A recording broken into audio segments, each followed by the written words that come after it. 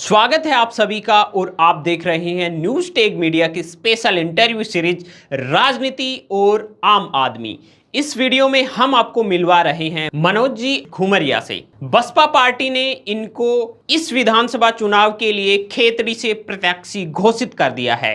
बसपा के प्रत्याशी घोषित करने से पहले जनता का नजरिया कुछ और था और प्रत्याशी घोषित करने के बाद में अब जनता का नजरिया कुछ और है।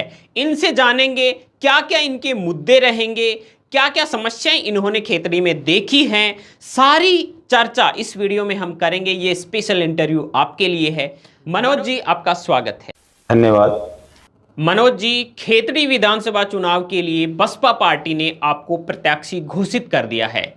जब तक आप प्रत्याशी नहीं बने थे तब तक जनता कंफ्यूज्ड थी कि आपकी तरफ आए या किसी और की तरफ जाए। अब माहौल कुछ बदलता नजर आ रहा है।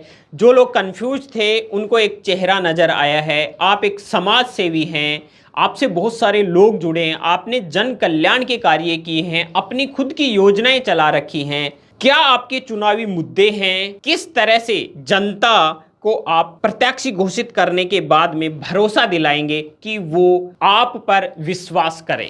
मैं सर्वप्रथम तो आपके माध्यम से हमारी पार्टी की राष्ट्रीय अध्यक्षा माननीय बहन जी का हृदय से आभार व्यक्त करता हूं और जो नेशनल कोऑर्डिनेटर हैं माननीय आकाश जी, हमारे राजस्थान के दोनों जो प्रभारी हैं माननीय अशोक सिद्धार्थ साहब, माननीय रामजी गौतम साहब, पूरी प्रदेश की कार्यकारिणी और हमारे जिले की कार्यकारिणी, समस्त बहुजन समाज पार्टी से जुड़े हुए सभी कार्यकर्ता, साथ ही साथ खेतड़ी की जनमानस, सभी भाइयों ने और सभी मेरे पिता तुल्य बुजुर्गों ने, मेरी बहनों ने, खेतड़ी के जनमानस ने मुझे वो आशीर्वाद दिया और इस भावना को, खेतड़ी के लोगों की भावना को ध्यान में रखते हुए माननीय बहन जी ने इस बात को समझा कि हमें खेतड़ी के इच्छा को पूरा करना है और खेतड़ी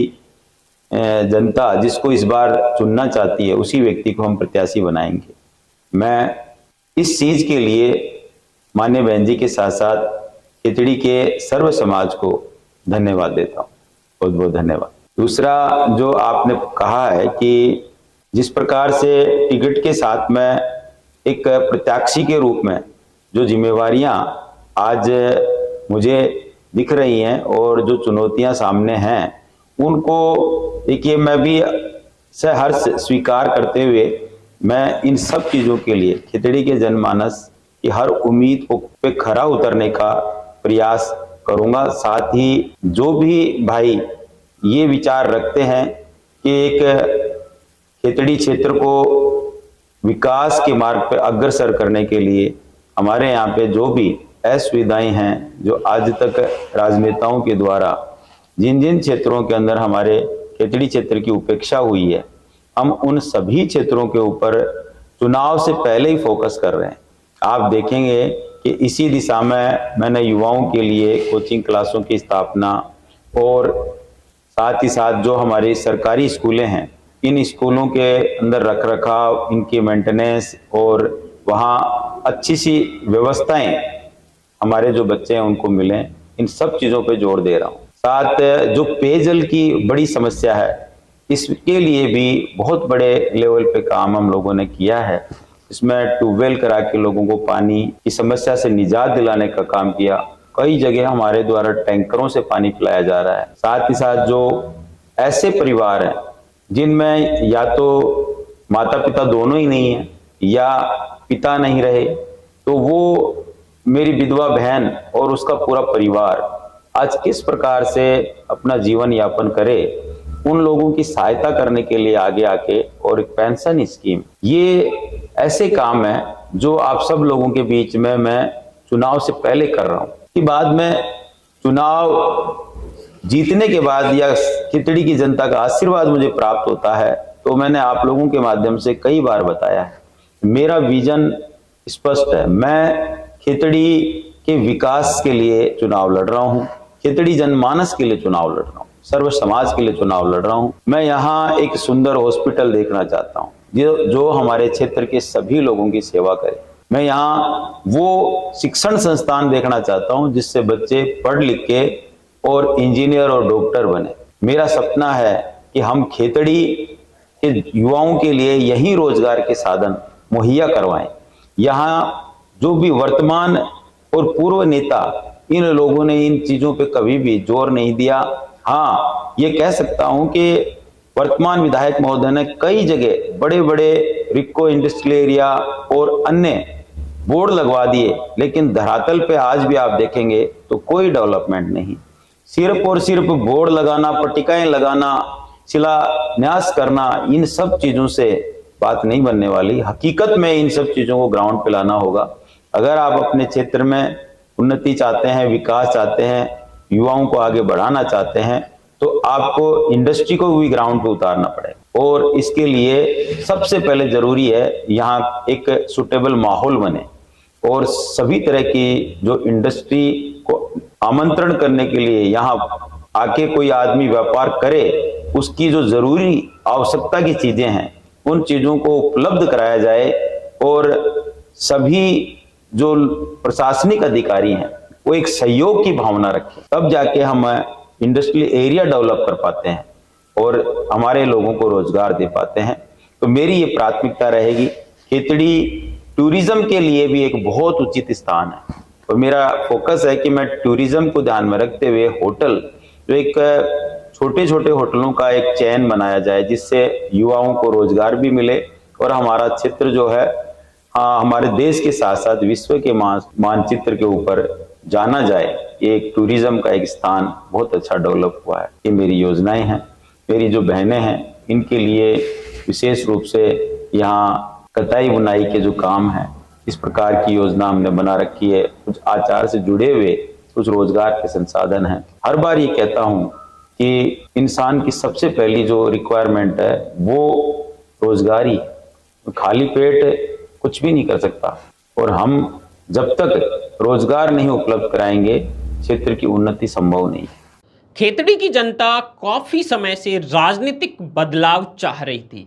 इस बार आप एक दिग्गज राजनेता की तरह उभर रहे हैं, आप एक जनसेवक के रूप में उभर रहे हैं, क्योंकि पहले तक खेतड़ी की राजनीति एक सीमित दायरे तक थी। आप उस दायरे से निकलकर लोगों का विश्वास जीत रहे हैं। क्या कहना चाहेंगे खेतड़ी में जो राजनीति अब तक चल रही थी, अब आपके आने के बाद लोगों का कैसा नजरिया है आपके प्रति, कैसा आपका सामंजस्य है?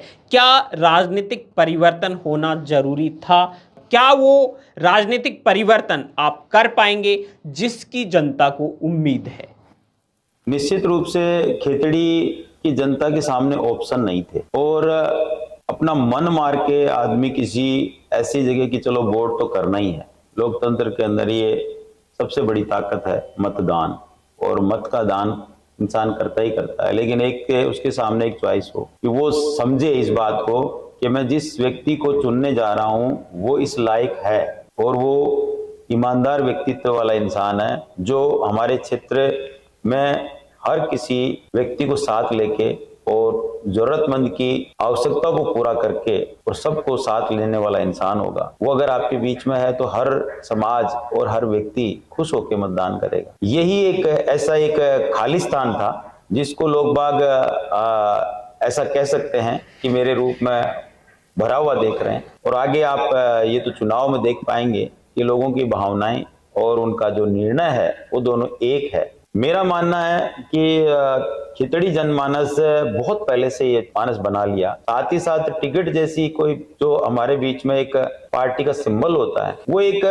भ्रम पैदा करने वाली सी स्थिति हो गई थी कि भाई टिकट किसको मिलेगा किसको मिलेगा। पर मैं ये भी कहना चाहता हूं कि हमारा अगर अच्छा क्रम है और हम पार्टी के वफादार सिपाही हैं और साथ ही हम एक हर क्षेत्र में पार्टी का प्रचार प्रसार बढ़ाने का काम कर रहे हैं, तो जो नेशनल लेवल पे नेतृत्व है, शीर्ष नेतृत्व है, उन सबको इस बात की जानकारी होती है और वो ही परिणाम के रूप में ये टिकट है। चाहे कोई कुछ भी इसकी विचार बनाए या उदाहरणा बनाए, लेकिन सच्चाई यही है कि खेतड़ी की जनमानस की आवाज को माननीय बहन जी ने टिकट दी है।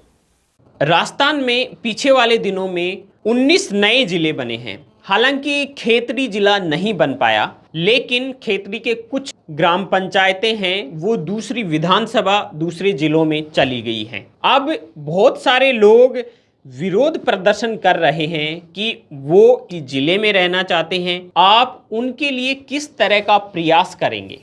देखिए, ये जो एक मुद्दा है, ये हमारे क्षेत्र की जनता के साथ में एक बहुत बड़ा विश्वासघात है। मैं तो इसको इस तरीके से कह सकता हूं कि खेतड़ी जो जिले की सभी प्राथमिकताओं को पूरा करती है, और खेतड़ी जैसे क्षेत्र जो बहुत पुराना रियासत रहा है और एक बड़ी रियासत के रूप में खेतड़ी जानी जाती थी, और बहुत पहले यहाँ ऐसी चीजें स्थापित हो गई जो एक जिले में होनी चाहिए, लेकिन उसके बावजूद भी खेतड़ी का नंबर जिले में नहीं आया। और जब पूरे राजस्थान में 19 नए जिले बनते हैं, एक मात्र अकेली पंचायत से उठाकर दूदू को जिला बना दिया गया, और खेतड़ी एक बड़ी तहसील जो है वो पंचायत समिति और नगर पालिका होते हुए भी जिला नहीं बन पाई। इसके पीछे सिर्फ और सिर्फ दूषित राजनीति और स्थानीय विधायक का एक ऐसा रवैया यहाँ की जनता के साथ जो आप सब लोगों के सामने कई कई रूपों में आ रहा है। कभी तो वो विरोध के रूप में जैसे ही जनता सामने आती है तो ये कहने लग जाते हैं कि जैसे नीम का थाना के अंदर आप आएंगे तो मैं आपको चाय पार्टी कराऊंगा नीम के पेड़ के नीचे। मतलब ये एक तरह से उपहास करना हो गया जनता का। और मैं तो ये कहता हूं कि ये एक ऐसा फैसला होना चाहिए जो जनमानस की इच्छा के साथ हो, न कि जनमानस के ऊपर उनकी इच्छा के विरुद्ध थोपने वाला। हमारे साथ ऐसा ही हुआ है। आज आप देखेंगे कि लोयल, मानोता जाटान और जो चारावास पंचायत, नंगली सलेदी सिंह, बड़ाऊ, जसरापुर, इन पंचायतों ने एक विरोध के रूप में कि भाई हम लोगों को झुंझुनू जिले में रखा गया जाए, उनकी जायज मांग है ये, क्योंकि हर एक व्यक्ति जिला हेडक्वार्टर के नजदीक रहना चाहता है। आज इन सभी पंचायतों की जो दूरी है वो झुंझुनू जिला हेडक्वार्टर से मात्र 35 किलोमीटर के आसपास है। नीमका थाना के अंदर हम इनको जोड़ते हैं तो इनकी दूरी 70 किलोमीटर हो जाती है। तो एक तरह से ये सारे जो लोग हैं ये परेशान होते हैं, तो इनकी मांग तो जायज है। अब इसमें ध्यान रखते हुए भी उन्होंने देखी दोबारा एक और भेदभाव किया, चारावास और मानोता और लोयल को तो बुढ़ा तहसील में शामिल करते हुए झुंझुनू में रख दिया, फिर बड़ाऊ को और इनको रख दिया। तो वो लोग फिर से मांग करें, और जबकि आज गजट नोटिफिकेशन भी जारी हो गया, लेकिन फिर भी देखो ऐसे हमारे वर्तमान विधायक महोदय इनकी विचारधारा या इस तरह की विचारधारा ही रखते हैं। बाकी मैं अपनी तरफ से आप सब लोगों को आश्वस्त करना चाहता हूं कि आप लोगों का आशीर्वाद मुझे मिला तो मैं जनता की हर मांग को पूरा करूंगा, और आपको जरा सा भी चिंतित होने की आवश्यकता नहीं, क्योंकि 2026 में परिसीमन होगा, और उस दौरान जो आपका वर्तमान विधायक होगा उसकी इच्छा के अकॉर्डिंग वहां के क्षेत्रवासियों को जहां वो चाहेंगे वहां पे मिलाया जाएगा। ये निश्चित मानिए। तो आप सब लोगों के साथ हूं मैं, और साथ ही साथ मैं तो ये कहूंगा कि आपके आशीर्वाद से माननीय बहन जी, और आने वाले विधानसभा चुनाव में अगर सरकार बनाने में हमारी जरूरत पड़ गई तो आपका ये भाई 101% खेतड़ी को जिला बनाकर रहेगा। ये मेरा वादा है खेतड़ी वासियों। देखो, जन जन की आवाज हमने सुनी है। रिको यहाँ पे पीछे वाले दिनों में एस्टेब्लिश्ड हुआ है। अब लोगों को उम्मीद है कि कोई नया चेहरा ही उस केवल बोर्ड लगे हैं उसको एस्टेब्लिश्ड करवा सकता है। तो वहां पे जो रिको आएगा, रोजगार के बहुत सारे साधन खुलेंगे। आपका क्या प्रयास रहेगा उसके लिए? देखिए, रिको इंडस्ट्रियल एरिया घोषित करना और उसको डेवलप करना, ये दोनों चीजों में बहुत बड़ा अंतर है। रिको का बोर्ड लगा के और सिर्फ एक लैंड आवंटित कर देना, उससे लोगों को रोजगार नहीं मिलता है। रोजगार मिलता है इंडस्ट्री जब आती है, जब इंडस्ट्री को आप सुविधाएं देते हैं, अच्छी सड़कें, 24 घंटे बिजली, पेयजल व्यवस्था, सस्ती बिजली और साथ ही साथ यहाँ वही इंडस्ट्री आएगी जिसका रॉ मटेरियल उपलब्ध होगा। बाकी हम कितने ही ऐसे बोर्ड लगा लें, उनसे कोई फायदा नहीं है। ग्राउंड की स्थिति है वो आपके सामने है। ग्राउंड पे काम करना पड़ेगा और उस काम करने के लिए हमें हर संभव प्रयास करने पड़ेंगे और ईमानदार प्रयास करने पड़ेंगे। मैं उसी चीज के लिए आपसे कहना चाह रहा हूं आपके माध्यम से कि मेरा ऐसा कोई भी प्रयास नहीं होता जो किसी स्वार्थपूर्ण हो या कुछ भी मेरे को उसमें गलत नजर आता हो। मैं हर संभव प्रयास हमारे खेतड़ी क्षेत्र की जनता के लिए करता हूं और करता रहूंगा और आपको विश्वास दिला रहा हूं कि आने वाले समय में खेतड़ी जनमानस ने मुझे आशीर्वाद दिया तो इसमें कोई दो राय नहीं है कि खेतड़ी की तस्वीर इतनी शानदार होगी। सभी लोग इस चीज को देखेंगे भी गए और यहाँ के जनमानस ने एक विश्वास जताया भी है कि जो व्यक्ति अपनी गाड़ी कमाई से लोगों की मदद कर सकता है तो वो सरकारी पैसे का और साथ ही साथ सरकारी स्कीमों का हर संभव जरूरतमंद लोगों तक उनको पहुंचाएगा, उनको डिलीवर करेगा। इसमें कोई शक भी नहीं है, न लोगों को इस चीज को लेकर चिंता है। आप अपने जीवन की कमाई का बहुत बड़ा हिस्सा निःशुल्क शिक्षा पे खर्च कर रहे हैं। ऐसा संभवतः देखा नहीं जाता और वो भी राजनीति में। ये आप क्यों कर रहे हैं कि शिक्षा पे आप पैसा लगा रहे हैं, फ्री में शिक्षा दे रहे हैं, सरकार का काम है हालांकि, लेकिन आप ये कर रहे हैं। बहुत ही कम चांसेस केसेस ऐसे देखे गए हैं बड़ी बड़ी सिटीज में। ये आइडिया या ये इसकी प्रेरणा स्रोत क्या रहे होंगे आपके लिए? शिक्षा के क्षेत्र में मैं मेरी गाड़ी कमाई खर्च कर रहा हूं, इसका एक बहुत बड़ा उद्देश्य है। शिक्षा एक ऐसा आशीर्वाद है जो हर एक इंसान के जीवन को परिवर्तन करने की क्षमता रखता है और ये मेरे पूरे परिवार ने इसको देखा है और वही एक कारण मेरा प्रेरणा स्रोत भी बना है कि जिन परिस्थितियों के अंदर मेरा परिवार अपना जीवन यापन कर रहा था, कैसे मेरे पिता गरीबी में हम लोगों को बड़ी मुश्किलों के साथ उन्होंने हमें पढ़ाया और पढ़ने के बाद ही हम आज इस स्थान पे पहुंचे हैं, इस जगह पे पहुंचे हैं। तो वही चीज मैं हमारे क्षेत्र के हर उस बाप की आंखों में देखता हूं जो अपने बच्चों के लिए एक सुंदर भविष्य देख रहे हैं और उस चीज में जो सबसे बड़ी आड़ बनती है वो है आर्थिक रूप से कमजोर। अब हमारा पूरा जो क्षेत्र है उसमें बहुत कम लोग ऐसे हैं जो अपने बच्चों को दिल्ली, जयपुर या अच्छी शिक्षण संस्थान या इंस्टीट्यूशंस में पढ़ा सकते हैं, क्योंकि आज का जो ये व्यवसायीकरण जो हुआ है शिक्षा का, इसमें बहुत महंगी शिक्षा पद्धति है। एक बच्चे के ऊपर प्रति माह 25 से 30 हजार रुपए का खर्च आता है। अगर एक साल भी अगर बच्चे को बाहर रहना पड़ जाए तो 3 से 4 लाख रुपए खर्च होते हैं, जो कि एक किसान, एक मजदूर के लिए बहुत भारी रकम है।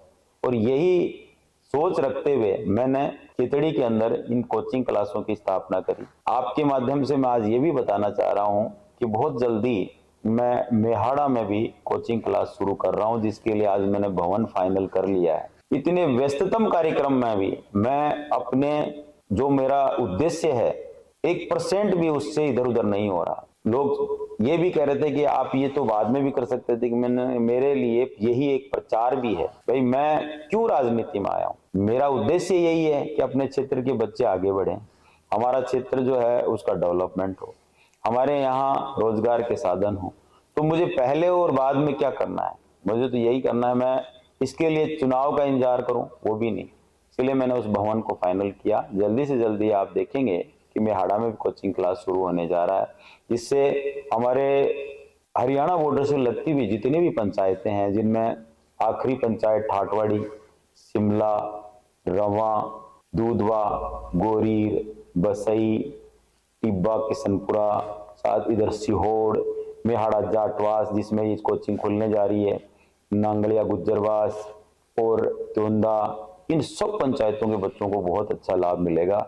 ये उनके ट्रांसपोर्ट की व्यवस्था, उनको खेतड़ी आने में बच्चों को दिक्कतें आए, तो इन सब चीजों को ध्यान में रखते हुए मेहाड़ा कोचिंग क्लास की शुरुआत कर रहा हूँ। सर, आपके मंचों के माध्यम से हमने पीछे वाले दिनों में देखा है कि आपकी जो निःशुल्क कोचिंग हैं वहां से छात्र छात्राएं सिलेक्ट होती हैं। आप उनको सम्मानित कर रहे हैं, कैसा महसूस होता है कि जब आपका चलाया हुआ एक कारवां आगे बढ़ रहा है और आप उनको सम्मानित करते हैं, वो भावना थोड़ी सी शेयर कीजिए। बहुत अच्छा सवाल है आपका। पूरे एक साल में घुमरिया कोचिंग क्लास जो बबाई और खेतड़ी में स्थापित है, दोनों ने अब तक 2300 से ज्यादा बच्चों को शिक्षा दी है। और इन 2300 बच्चों में से जिन जिन बच्चों ने एग्जाम दिए हैं, चाहे वो सेंट्रल गवर्नमेंट से जुड़े हुए हो या स्टेट गवर्नमेंट से जुड़े हों, उनमें अच्छी सफलताएं हासिल करी हैं। और उनके हौसले और इरादे आप देखेंगे, जब जब हम लोग छोटे छोटे फंक्शन जैसे 15 अगस्त, 26 जनवरी या बाबा साहब की जयंती इन पे आयोजन करते हैं, तो हम इन बच्चों के अंदर बहुत अच्छा मोटिवेशन देखते हैं, एक स्पीच देने की कला और साथ ही एक स्पिरिट कि भाई जो हम आगे बढ़ रहे हैं। और इसके रिजल्ट के रूप में अब तक 63 बच्चे सिलेक्ट हो चुके हैं। तो ये बहुत अच्छा साइन है खेतड़ी के लिए, युवाओं के लिए, कि ये जो मेरा एक मेन उद्देश्य था कि यहाँ शिक्षा का माहौल बन जाए और शिक्षा का हब आने वाले समय में, इसी क्रम में मैं जैसे ही चुनाव संपन्न होंगे तो मेरा एक विजन है कि मैं कैसे भी करके 10th और 12th के बच्चे जो आगे तैयारी करते हैं 12th के अंदर आते हैं नीट जैसी एग्जाम की, क्योंकि ये एक ऐसा टेस्ट है जिसको आम बच्चा और उसका परिवार उसके खर्च को वहन नहीं कर पाता। और मैं ये भी एक निःशुल्क कोचिंग के अंदर ही चालू करवाऊंगा इनके बैच, जिससे हमारे बच्चों को ये इस प्लेटफॉर्म का भी फायदा मिले। आप राजस्थान में ऐसे नेता हैं, हालांकि ऐसे नेता हैं नहीं, बट आप अकेले हैं कि आपने अपनी खुद की योजनाएं चला रखी हैं। आप पेंशन देते हो, निःशुल्क शिक्षा देते हो, बालिकाओं का विवाह करवाते हैं और भी आपने बहुत ही सारे जन कल्याण के काम किए हैं। तो ये योजनाएं किस तरह से आप लागू करते हैं और किन किन को इनका लाभ मिलता है और कैसे कैसे इनका क्रियान्वयन होता है और आगे किस तरह से चलती रहेंगी, इनके बारे में आप बताएं। एक तो मैं ये कहूंगा कि मैं सामाजिक कार्यकर्ता ज्यादा हूं और ये सामाजिक कार्य करते करते आज जीवन में करीबन 15 से 18 साल निरंतर कर रहा हूं। सामाजिक काम ही जनता की असली सेवा है और उस सेवा का ही दूसरा नाम राजनीति भी। आप राजनीति में आके इस सेवा का बहुत बड़ा दायरा बना सकते हो और साथ ही जो सरकार की योजनाएं हैं, सरकार का जो धन है, उसका लाभ जनता तक पहुंचा सकते हो, उन जरूरतमंद लोगों तक पहुंचा सकते हो जो हकीकत में उसके हकदार है। बस इसी सोच ने मेरे को राजनीति में लेके आए और मैं इसी भावना के साथ आगे बढ़ रहा हूं। साथ में जो काम मैं 18 साल से कर रहा हूं, उस काम को निरंतर बढ़ाता जा रहा हूं, चाहे वो गरीब कन्या विवाह हो या पेयजल व्यवस्थाएं हो या गौशालाओं का निर्माण का कार्य हो, मंदिरों के निर्माण, मस्जिदों के निर्माण का कार्य हो, या फिर हमारे जो युवा साथी हैं इनकी शिक्षा से जुड़ा हुआ काम हो, या पेंशन से जुड़े हुए काम हो, या ऐसे जो बच्चे हैं जिनको स्कॉलरशिप देके हम लोग दूर दराज अच्छे इंस्टीट्यूशन में पढ़ाने का काम भी हम लोग करते हैं। जैसे हमारे माध्यम से भी बच्चे जयपुर और दिल्ली में पढ़ रहे हैं। तो मैं ये काम आज से नहीं कि भाई आज चुनाव लड़ने के लिए कर रहा हूं। लोग बाग खेतड़ी और अन्य क्षेत्र के लोग काफी जानते भी हैं जो मेरे से परिचित हैं, क्योंकि मैं इस काम को करने के लिए किसी क्षेत्र विशेष में भी बंधा हुआ नहीं हूं। जहां भी मुझे लगता है, आज की तारीख में भी मैं नीमका थाना से कोई व्यक्ति जरूरतमंद है उसकी भी हेल्प करता हूं, बुढ़ा क्षेत्र से भी कोई है उसकी भी करता हूं, चाहे सूरजगढ़ क्षेत्र में भी हो। अब पिछले दिनों ही मैंने सूरजगढ़ के अंदर एक लाइब्रेरी में कंप्यूटरों की व्यवस्था कराई। तो मुझे चुनाव तो खिचड़ी से लड़ना है। आप देखेंगे कि पिछले साल मतलब इसी साल 1 जनवरी को मैंने नीमका थाना में एक सामूहिक विवाह सम्मेलन में काफी लोग जिसमें उपस्थित थे, वहां 11 गरीब कन्याओं का विवाह करवाया। तो ये एक सेवा है और उसी सेवा का दूसरा नाम राजनीति भी है। राजस्थान में पीछे वाले दिनों में 19 नए जिले बने हैं। हालांकि खेतड़ी जिला नहीं बन पाया, लेकिन खेतड़ी के कुछ ग्राम पंचायतें हैं वो दूसरी विधानसभा दूसरे जिलों में चली गई हैं। अब बहुत सारे लोग विरोध प्रदर्शन कर रहे हैं कि वो इसी गांव में रहना चाहते हैं या इसी जिले में रहना चाहते हैं, आप उनके लिए किस तरह का प्रयास करेंगे? देखिए, ये जो एक मुद्दा है, ये हमारे क्षेत्र की जनता के साथ में एक बहुत बड़ा विश्वासघात है। मैं तो इसको इस तरीके से कह सकता हूं कि खेतड़ी जो जिले की सभी प्राथमिकताओं को पूरा करती है, और खेतड़ी जैसे क्षेत्र जो बहुत पुराना रियासत रहा है और एक बड़ी रियासत के रूप में खेतड़ी जानी जाती थी, और बहुत पहले यहाँ ऐसी चीजें स्थापित हो गई जो एक जिले में होनी चाहिए, लेकिन उसके बावजूद भी खेतड़ी का नंबर जिले में नहीं आया। और जब पूरे राजस्थान में 19 नए जिले बनते हैं, एक मात्र अकेली पंचायत से उठाकर दूदू को जिला बना दिया गया, और खेतड़ी एक बड़ी तहसील जो है वो पंचायत समिति और नगर पालिका होते हुए भी जिला नहीं बन पाई। इसके पीछे सिर्फ और सिर्फ दूषित राजनीति और स्थानीय विधायक का एक ऐसा रवैया यहाँ की जनता के साथ जो आप सब लोगों के सामने कई कई रूपों में आ रहा है। कभी तो वो विरोध के रूप में जैसे ही जनता सामने आती है तो ये कहने लग जाते हैं कि जैसे नीमका थाना के अंदर आप आएंगे तो मैं आपको चाय पार्टी कराऊंगा नीम के पेड़ के नीचे। मतलब ये एक तरह से उपहास करना हो गया जनता का। और मैं तो ये कहता हूं कि ये एक ऐसा फैसला होना चाहिए जो जनमानस की इच्छा के साथ हो, न कि जनमानस के ऊपर उनकी इच्छा के विरुद्ध थोपने वाला। हमारे साथ ऐसा ही हुआ है।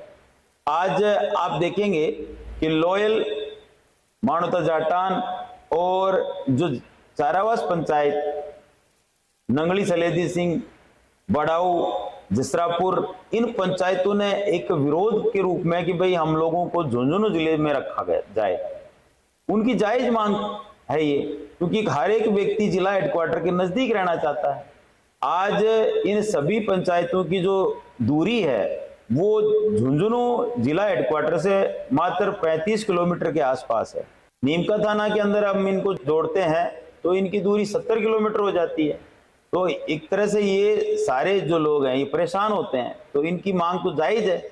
अब इसमें ध्यान रखते हुए भी उन्होंने देखिए दोबारा एक और भेदभाव किया, चारावास और मानोता और लोयल को तो बुढ़ा तहसील में शामिल करते हुए झुंझुनू में रख दिया, फिर बड़ाऊ को और इनको रख दिया। तो वो लोग फिर से मांग करें, और जबकि आज बजट नोटिफिकेशन भी जारी हो गया, लेकिन फिर भी देखो ऐसे हमारे वर्तमान विधायक महोदय इनकी विचारधारा या इस तरह की विचारधारा ही रखते हैं। बाकी मैं अपनी तरफ से आप सब लोगों को आश्वस्त करना चाहता हूं कि आप लोगों का आशीर्वाद मुझे मिला तो मैं जनता की हर मांग को पूरा करूंगा, और आपको जरा सा भी चिंतित होने की आवश्यकता नहीं, क्योंकि 2026 में परिसीमन होगा, और उस दौरान जो आपका वर्तमान विधायक होगा उसकी इच्छा के अकॉर्डिंग वहां के क्षेत्रवासियों को जहां वो चाहेंगे वहां पे मिलाया जाएगा। ये निश्चित मानिए। तो आप सब लोगों के साथ हूं मैं, और साथ ही साथ मैं तो ये कहूंगा कि आपके आशीर्वाद से माननीय बहन जी और आने वाले विधानसभा चुनाव में अगर सरकार बनाने में हमारी जरूरत पड़ गई तो आपका ये भाई 101% खेतड़ी को जिला बनाकर रहेगा। ये मेरा वादा है खेतड़ी वासी। खेतड़ी क्षेत्र में पेयजल की बहुत ही बड़ी समस्या है। आपने बहुत सारे बोरवेल यहाँ पर करवाए हैं, आगे की रूपरेखा क्या रहेगी पानी की समस्या को लेकर? पेयजल व्यवस्था का परमानेंट सॉल्यूशन ट्यूबवेल या टैंकर नहीं है, और पेयजल व्यवस्था पे सरकार की तरफ से बहुत अधिक धनराशि दी गई है, कम नहीं है।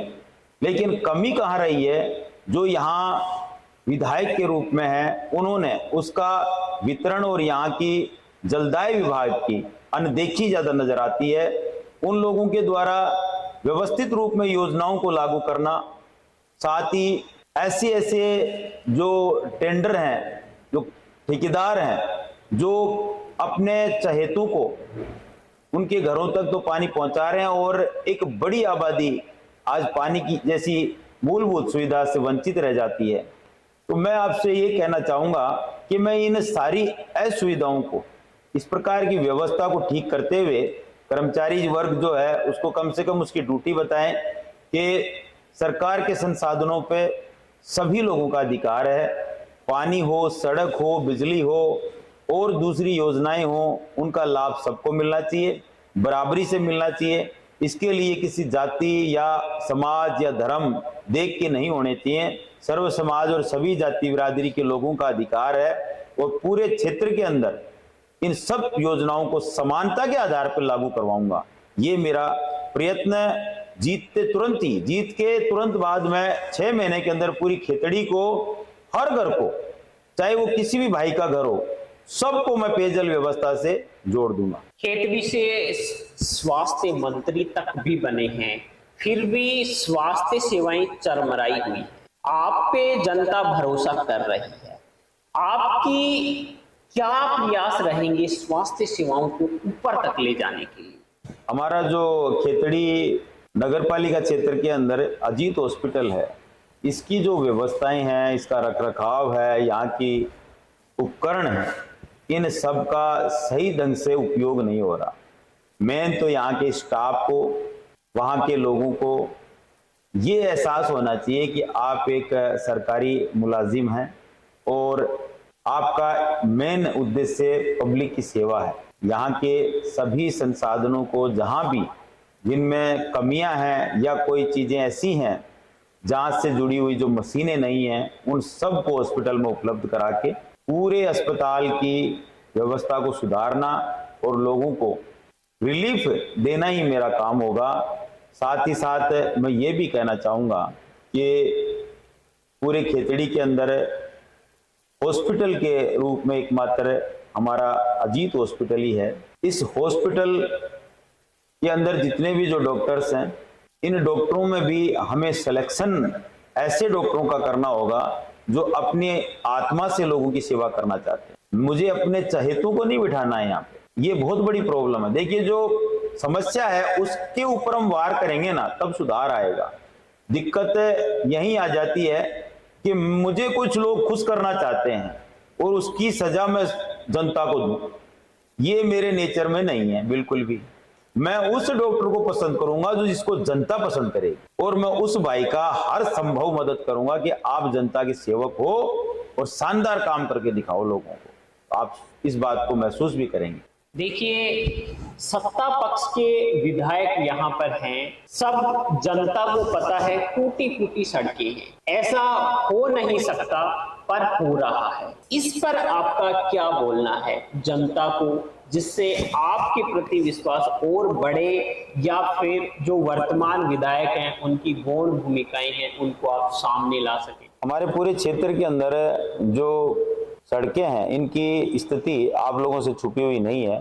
जो मुख्य सड़क है, आज की तारीख में बड़ी जोर शोर से जिसकी मांग उठी है वो निर्माणाधीन है, लेकिन ये काम सरकार और विधायक के पूरे कार्यकाल के दौरान नहीं हुआ। इस दौरान पूरी खेतड़ी की जनता जो सुबह उठते ही काम पे जाना चाहती है, जिन लोगों को या किसी भी तरीके की परेशानी में मरीज आदि को जयपुर जैसे शहर में पहुंचाना हो, तो खेतड़ी का जनमानस जो है वो तो इस गड्ढों वाली रोड से ही जाएगा, जिसमें गहरे गहरे गड्ढे आपको नजर आते हैं। तो मेरा कहना यह है कि जो विधायक हो उसको सबसे पहले मुख्य सड़क के ऊपर अपना फोकस रखना चाहिए।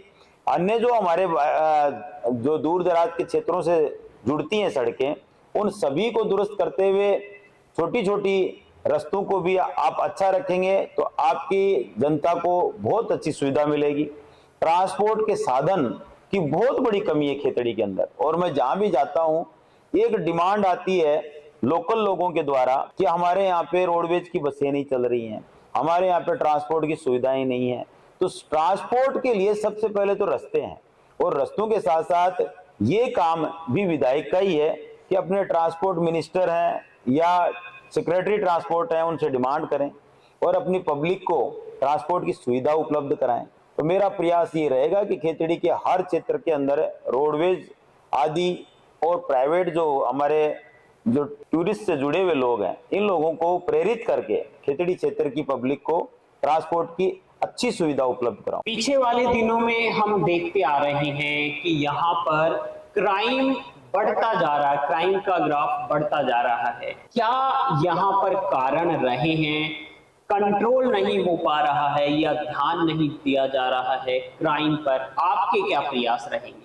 निश्चित रूप से हमारा जो क्षेत्र है वो सीमावर्ती क्षेत्र है और हमारा निकट का जो राज्य है हरियाणा, इससे हमारे बॉर्डर लगते हैं। यहाँ क्राइम रेट बढ़ने के पीछे एक पुलिस प्रशासन के जितने भी अफसर हैं, इनकी जो पोस्टिंग है वो भी डिजायर सिस्टम के आधार पे है। जो लायक अफसर हैं यहाँ न तो लाए जाते हैं और आ भी जाते हैं तो उनको रुकने नहीं दिया जाता। तो मैं तो आपसे यही कहना चाहूंगा कि जो व्यक्ति पब्लिक के हित में काम करेगा, क्राइम को कंट्रोल करेगा, और जो एक पुलिस का स्लोगन है कि बदमाशों में भय और आम जन के अंदर विश्वास, उसे कायम करने वाला व्यक्ति खेतड़ी के अंदर थानेदार, डिप्टी एसपी के रूप में रहेगा। और हर एक खेतड़ी वासी को ये विश्वास होना चाहिए कि मेरी ये प्रथम प्राथमिकता होगी कि हर तरह से मैं आपकी सुरक्षा करूं, आपके परिवार की सुरक्षा करूं, और आप लोग निर्भय होके और मेरी बहनें निडर होके, निर्भय होके अपना काम कर सकें।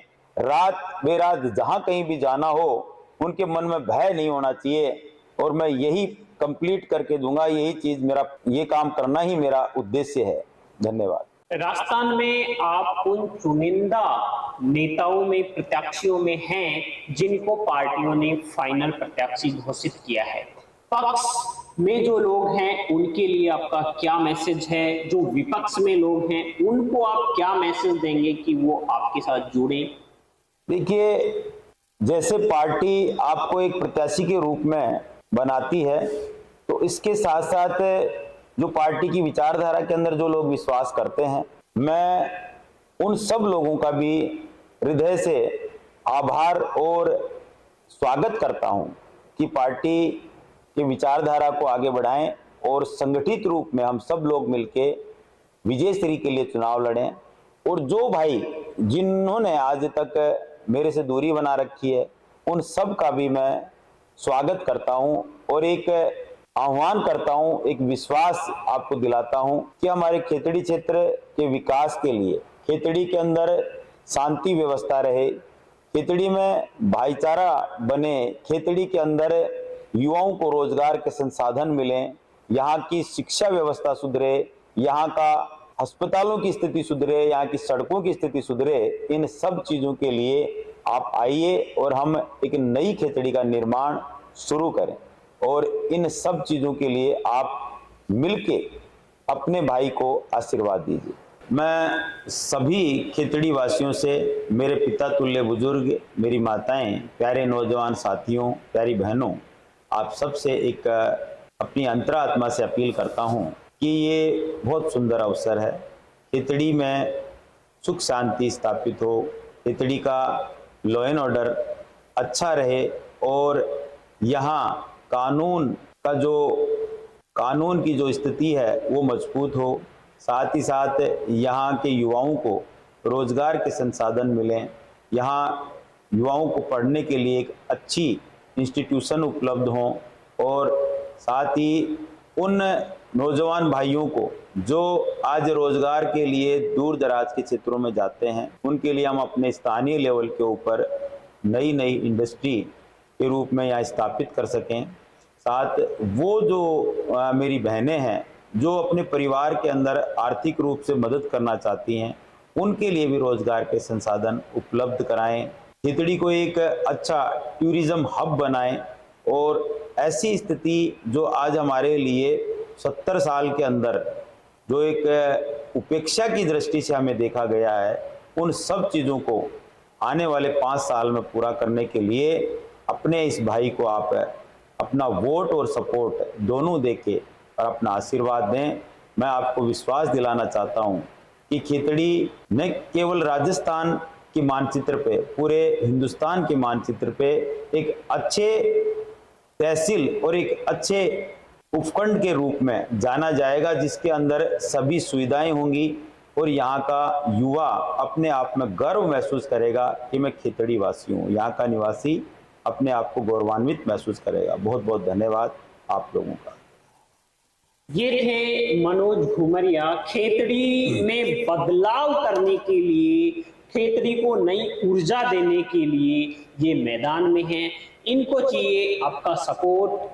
देखते हैं आगे की रणनीति इनकी क्या रहती है। आपको बता दिया है इन्होंने, ये परिवर्तन लाना चाहते हैं, जनता की मांग है नया चेहरा, इस बार ये मैदान में है। वीडियो पर आपके क्या फीडबैक हैं आप हमें जरूर बताइए। मनोज घुमरिया जी को बताइए, हमारी टीम को बताइए, हम आपके लिए तैयार हैं। जय हिंद, जय भारत, जय राष्ट्र।